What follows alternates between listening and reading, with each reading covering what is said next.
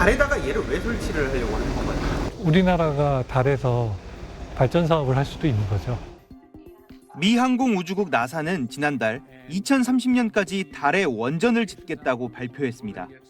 앞서 중국과 러시아는 함께 2035년까지 달에 원자로를 짓겠다고 했습니다. We are in a race. We're in a race to the moon. In a race with China to the moon. Fission technology is critically important to sustain life. 나중에 우주기지를 건설하면 우주인들이 쓸 전기가 필요한데 낮과 밤이 14일씩 번갈아 이어지는 달에선 태양광으로는 발전이 불안정하고 풍력, 수력, 수소 발전도 불가능해 결국 원자력뿐이란 겁니다. 그런데 더 들여다보면 다른 속내도 보입니다. 국제조약상 어떤 나라도 달에 땅을 소유할 수는 없는데 시설물 소유권은 보호받습니다. 원자력 발전소를 짓는다면 그 지역을 점유하는 효과가 있는 겁니다. We're going to create safety zones. And these will just be keep-out zones, which means that you cannot come in to this zone without asking me permission. 미국이 짓겠다는 건 초소형 원전, 히트파이프 원자로입니다. 열 전달력이 뛰어난 히트파이프를 이용한 건데 우리나라도 개발에 박차를 가하고 있습니다. 전홍축 우라늄 해결료로 가동하면 가운데 파이프 온도가 700도까지 오릅니다. 급격하게 온도가 올라가는 현상 자체가 히트 파이프가 작동을 시작하면서 열을 전달하는 효율이 급상승했다라고 보시면 됩니다.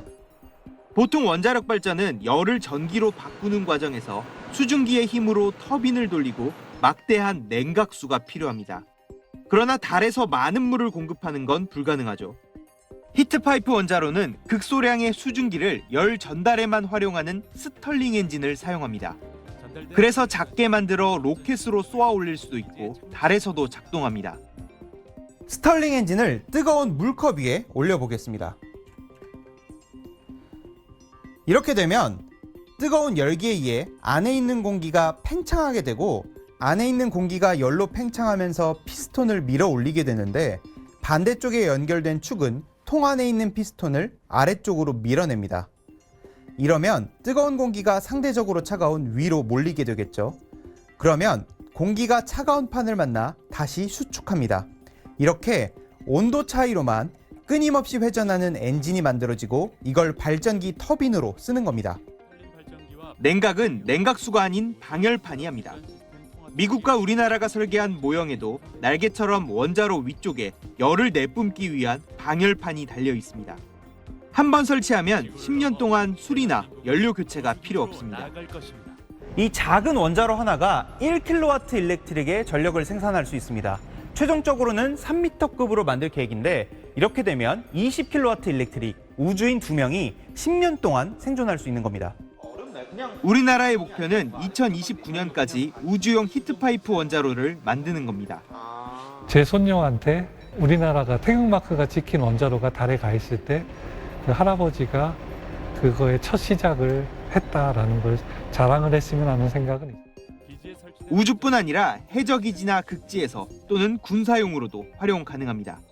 SBS 정구희입니다. 우주인을 태우고 달 표면을 누비게 될 탐사선.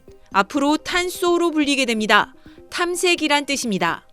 하얀색 바탕에 붉은 줄무늬 중국 전통 갑옷을 닮은 달 탐사 우주인이 입게 될 우주복의 이름은 우주를 바라본다는 의미의 왕위로 정해졌습니다. 중국 우주항공당국은 유인 달 탐사 계획에 투입될 달 탐사선과 우주복의 이름을 확정했습니다. 지난해 9월과 10월 이름 공모를 진행했고 9천여 건의 의견을 모아 최종 결정했습니다. 探索既表征着我们要到月球去探索新的领域，看看宇宙当中未知的地方。而望宇呢，是要望向深空宇宙，然后探索未知。 앞서 지난해 2월 유인 달 탐사 우주선은 꿈의 배란 뜻의 멍저우, 우주인을 달 표면에 데려갈 착륙선은 달을 잡는다는 란위에로 이름 붙였습니다. 지난 2004년 달 탐사 계획 창어를 본격 시동 건 중국은 지금까지 6차례 무인 달 탐사선을 쏘아 올렸고 지난해엔 창어 6호가 인류 최초로 달 뒷면 샘플을 채취해 복귀했습니다. 이제 목표는 오는 2027년 달 무인 연구기지를 건설하고 2030년까지 우주인을 달에 보내는 겁니다. 目前载人月球车已经进入初样阶段，正在进行详细设计和后续的工程实验。 미국도 반세기 만에 다시 우주인을 달에 착륙시키기 위한 아르테미스 계획을 추진 중인데 안전 문제 등으로 애초 계획보다 1년이 미뤄진 2027년을 목표로 하고 있습니다. 글로벌 패권 다툼 중인 미국과 중국의 달 탐사를 둘러싼 경쟁도 격화하는 모습입니다. 베이징에서 SBS 권란입니다. 달 뒷면에 울퉁불퉁한 구덩이, 크레이터들이 점점 가까워집니다. 중국의 무인 달 탐사선 창어 6호가 달 뒷면에 가장 넓고 평평한 곳 남극 에이킨 분지에 착륙했습니다. 지난 2019년 세계 최초로 달 뒷면에 착륙했던 창어 4호에 이어서 두 번째 성공입니다. 창어 6호는 48시간 동안 지표면뿐 아니라 지하층의 토양과 암석 시료 2kg가량을 채취해 오는 25일쯤 지구로 돌아올 예정입니다. 성공할 경우 인류 최초의 탐사 성과가 됩니다. 달 표면 시료 채취는 그동안 10차례 이뤄졌지만 모두 달 앞면에서만 진행됐습니다. 지구에서 볼 수 없는 달 뒷면은 달이 형성된 초기의 소행성 충돌이나 화산 폭발의 흔적을 간직하고 있습니다. 따라서 달의 생성과 진화 과정을 더 깊이 연구할 수 있을 걸로 기대됩니다. 月球背面可能存在一个更古老的一个月壤，我们在月球背面无论采回什么样的月壤，科学价值都是比较高的。 특히 달 남극엔 얼음 상태의 물이 있는 걸로 추정되는데 이번 탐사에서 물 존재 가능성이 확인될지도 초미의 관심사입니다.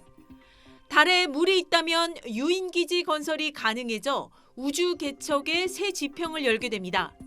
중국은 2030년까지 달에 사람을 보내고 이어서 본격적으로 우주기지를 건설하겠다는 목표를 추진하고 있습니다.